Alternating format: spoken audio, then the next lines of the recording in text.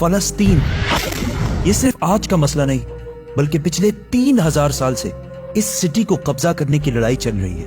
آج سے 3300 سال پہلے اللہ نے موسیٰ علیہ السلام کو حکم دیا کہ بنی اسرائیل یہودی کو ایجپٹ میں فرعون کی غلامی سے نکال کر آزاد کر دو، اور پھر بہت مشکل سے فرعون نے آخر بنی اسرائیل کو آزاد کر دیا، جس کے بعد موسیٰ علیہ السلام بنی اسرائیل کو لے کر فلسطین کے پاس آئے اور کہا کہ اس سٹی پر حملہ کرو، لیکن بنی اسرائیل نے کہا کہ آپ اور آپ کا رب جا کر لڑیں، ہم یہ لڑائی نہیں کرنے والے، جس کی وجہ سے اللہ نے 40 سال تک انہیں اس ڈیزرٹ میں رہنے کی سزا دی، جدھر موسیٰ علیہ السلام پر آسمانی کتاب تورات نازل ہوئی۔ اور اس تورات کے پہلے chapter the book of Genesis میں کلیئرلی لکھا ہے، صاف صاف لکھا ہے کہ یہ علاقہ فلسطین اللہ نے صرف اور صرف ابراہیم علیہ السلام کی اولاد کے لیے رکھا ہے، جس کی وجہ سے آج تک یہ جتنی لڑائیاں چل رہی ہیں یہ اس لیے ہے کیونکہ یہودی یہ کلیم کرتے ہیں کہ تورات کی اس آیت کے مطابق جروسلم اور فلسطین پر صرف اور صرف بنی اسرائیل کا حق ہے، کیونکہ بنی اسرائیل ابراہیم علیہ السلام کی اولاد اسحاق علیہ السلام کی اولاد میں سے ہے، اینڈ اٹ میک سینس، تب تو ان کو ملنا چاہیے۔ لیکن تورات میں لکھا ہے کہ یہ علاقہ ابراہیم علیہ السلام کی اولاد کے لیے، صرف اسحاق علیہ السلام کی اولاد کے لیے نہیں۔ ابراہیم علیہ السلام کے ایک نہیں بلکہ 2 بیٹے تھے، اسحاق اور اسماعیل۔ اسحاق علیہ السلام was the father of بنی اسرائیل، بٹ اسماعیل علیہ السلام کو عربوں کا فادر سمجھا جاتا ہے، اور یہ بات صرف ہم نہیں، ایون یہودی بھی اس بات کو مانتے ہیں۔ تو انہی کی کتاب تورات کے مطابق فلسطین پر صرف اسحاق علیہ السلام کی اولاد کا حق نہیں ہے بلکہ اسماعیل علیہ السلام کی اولاد عربوں کا بھی حق ہے۔ موسیٰ علیہ السلام کے ساتھ 40 سال ڈیزرٹ میں رہنے کے بعد آخر بنی اسرائیل نے یوشع جاشوا کی لیڈرشپ میں فلسطین کو فتح کر لیا، لیکن کچھ ہی عرصے بعد یہ سٹی ان کے ہاتھ سے دوبارہ نکل گئی، اور پھر اگلے 300 سال تک بنی اسرائیل اس سٹی کو دوبارہ حاصل نہیں کر سکے۔ لیکن 300 سال بعد بنی اسرائیل نے داؤد علیہ السلام کی لیڈرشپ میں اس سٹی جروسلم کو دوبارہ فتح کر لیا، اور ان کے بیٹے سلیمان علیہ السلام نے یہاں پہلی دفعہ اللہ کی عبادت کے لیے ایک مسجد، ایک ٹیمپل بنایا۔ سلیمان علیہ السلام کے بعد یہودیوں نے فلسطین اور جروسلم پر 400 سال تک حکومت کی، لیکن 400 سال بعد بیبلون عراق میں ایک بہت ہی طاقتور امپائر بن چکی تھی، جس کے بادشاہ بخت نصر نے اپنی امپائر کو بڑھانے کے لیے فلسطین پر حملہ کر دیا اور جروسلم کو تباہ و برباد کر دیا، اور اس کے اندر ہزاروں یہودیوں کو شہید بھی کیا، اور اس ٹیمپل کو بھی تباہ کر دیا جو سلیمان علیہ السلام نے بنایا تھا، اور جتنے یہودی زندہ بچ گئے تھے ان ساروں کو غلام بنا کر اپنے کیپٹل بیبلون عراق لے گئے، اور 70 سال تک یہودی عراقیوں کی غلامی کرتے رہے۔ لیکن 70 سال بعد عراق پر ایران کے ایک بہت ہی نیک بادشاہ سائرس دا گریٹ نے حملہ کر دیا، جسے ہم ذوالقرنین کے نام سے جانتے ہیں۔ سائرس دا گریٹ نے عراق کی اس حکومت کو فتح کر لیا، اور یہاں جتنے بھی یہودی تھے ان ساروں کو واپس فلسطین بھیجا، اور انہیں فنڈز بھی دیے کہ واپس جا کر سلیمان علیہ السلام کے ٹیمپل کو دوبارہ بنا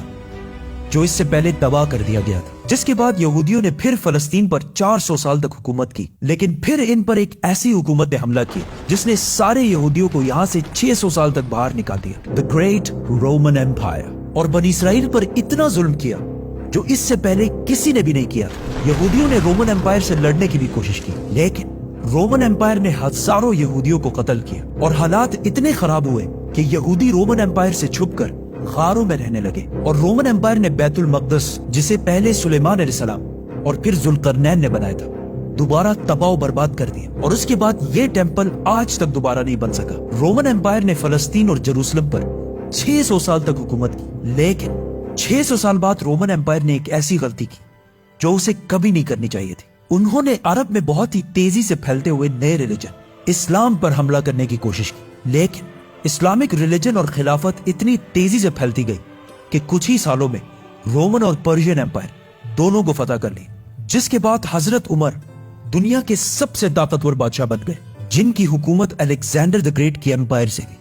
بہت بڑی تھی۔ آخر مسلمان رومن امپائر کو فتح کرتے کرتے جروسلم کے دروازے تک پہنچے۔ رسول اللہ صلی اللہ علیہ وسلم نے پہلے ہی کہہ دیا تھا کہ مسلمان ایک دن جروسلم ضرور فتح کریں گے۔ اب مسلمانوں کے پاس 2 آپشن، یا تو جروسلم کو اسی طرح تباہ کیا جائے جو اس سے پہلے باقی بادشاہوں نے کیا تھا، اور یا اس کا سیج محاصرہ کر لیں۔ آخر 6 مہینے بعد جروسلم کے گورنر سفرونیس نے کہا کہ میں یروشلم صرف ایک ہی شرط میں مسلمانوں کے حوالے کروں گا کہ مسلمانوں کے بادشاہ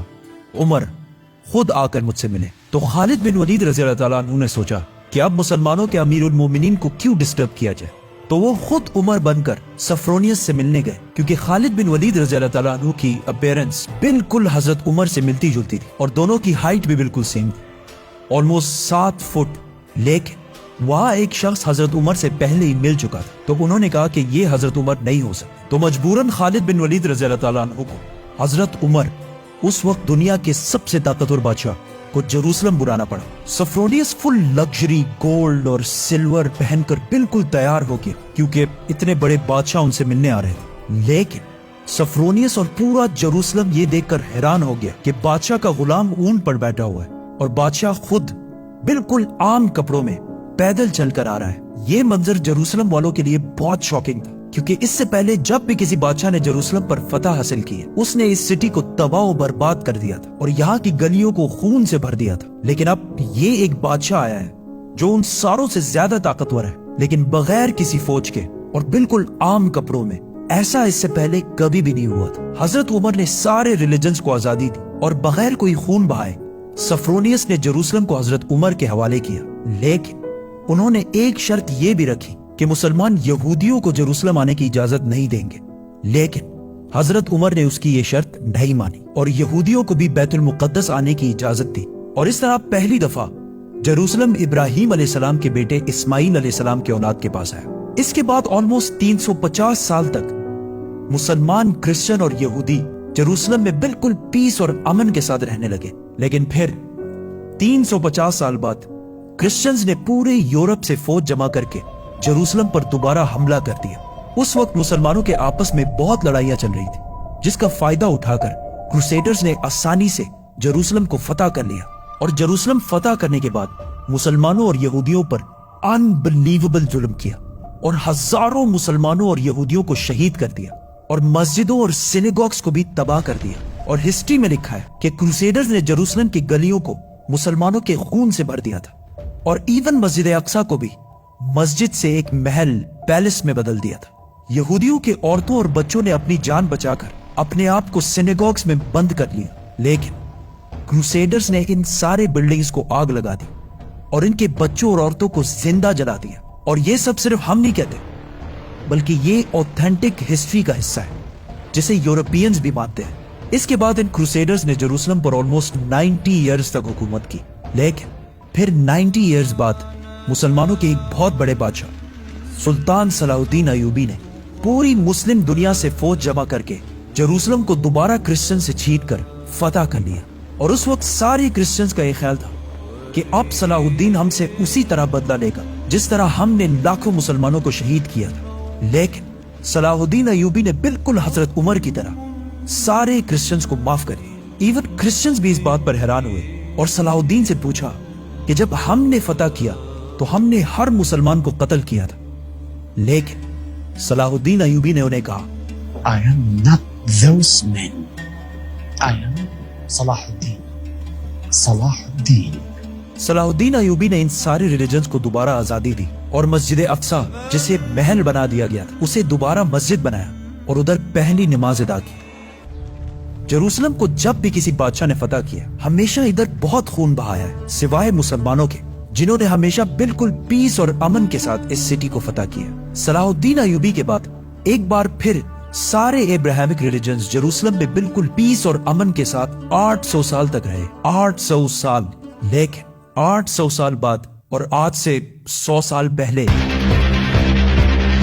جب جروسلم پر آٹومن ایمپائر کی حکومت تھی تو ورلڈ وار 1 کے بعد عربوں نے برٹش کے ساتھ مل کر عثمانیہ خلافت کو ہمیشہ کے لیے ختم کر دی کہ ہم عربوں پر یہ ٹرکش لوگ آ کے کیوں حکومت کر رہے ہیں۔ تو اس نیشنلزم کی وجہ سے فلسطین بھی مسلمانوں کے ہاتھ سے نکل گیا۔ لیکن تھوڑے ہی عرصے پہلے برٹش اور یہودیوں کی آپس میں ڈیل ہو چکی تھی کہ اگر برٹش کو یہ علاقے ملے تو وہ ادھر ایک یہودی سٹیٹ بنائے گے۔ اور یہ معاہدہ ہوا کیوں تھا؟ کیونکہ اس سے پہلے یہودی یورپ کے ہر field, business, science, medical, banking, ہر چیز میں بہت سٹرونگ ہو چکے تھے، جس کی وجہ سے یہودی یورپ کے سب سے طاقتور اور رچ کمیونٹی بن گئے۔ تو ان کی سپورٹ حاصل کرنا برٹش کے لیے سب سے ضروری تھا، اور پچھلے 1800 سال سے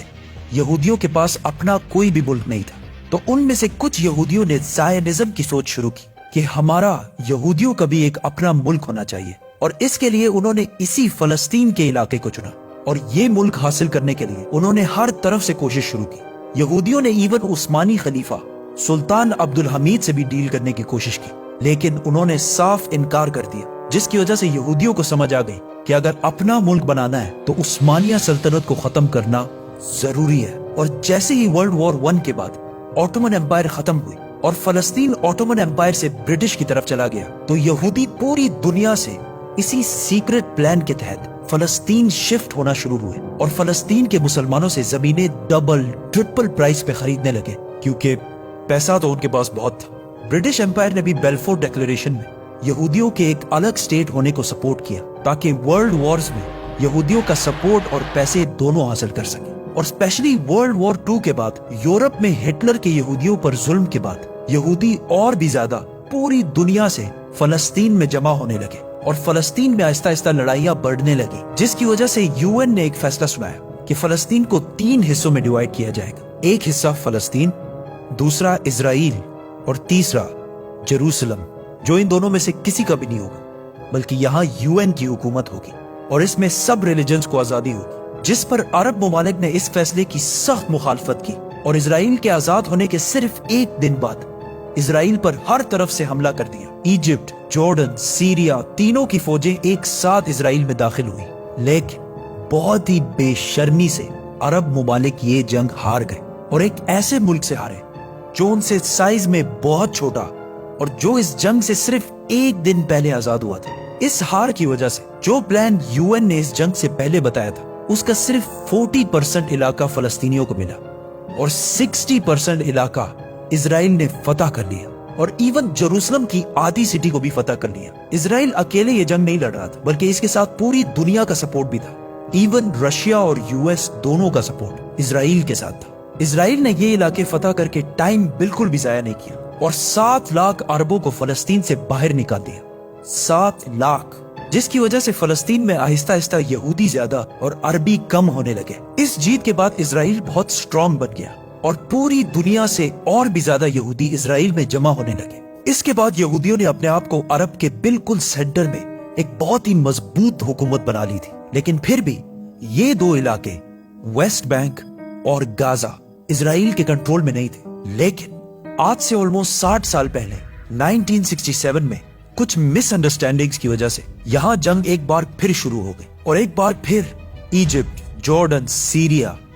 ورسس یہ چھوٹا سا اسرائیل.